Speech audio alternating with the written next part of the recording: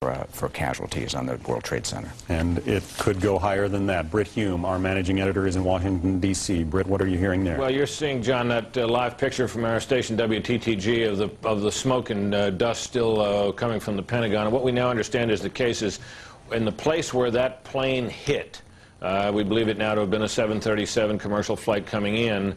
The walls of the the wall of the building, the outer wall of the building, and of course that building, as you know, is a series of concentric rings, so that when you hit the outer wall of the building, you're only affecting really that part of it, but that those walls are down, and you can see the gutted areas inside, damage in that particular part of that very large building.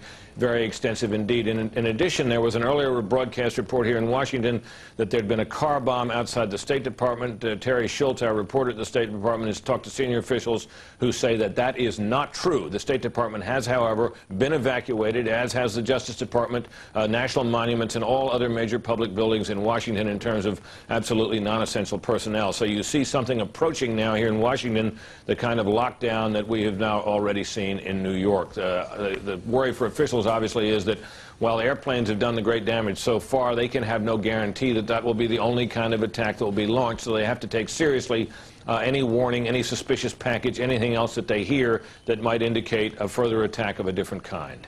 All right, Britt Hume in Washington, thanks very much.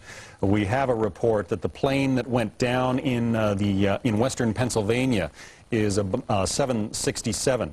That's, of course, a wide-bodied plane capable of carrying upwards of 350 people. So there is a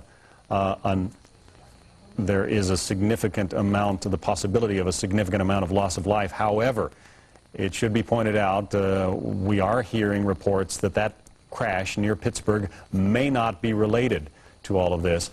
As you can imagine, the air traffic control system is overloaded, to say the least, at this point.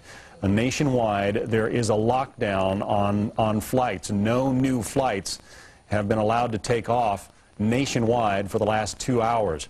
It is an air traffic controller's nightmare to keep those planes not only on the ground, but also to get on the ground those planes that had been in the air. And again, you are looking at the pictures of Lower Manhattan, where the World Trade Center is gone.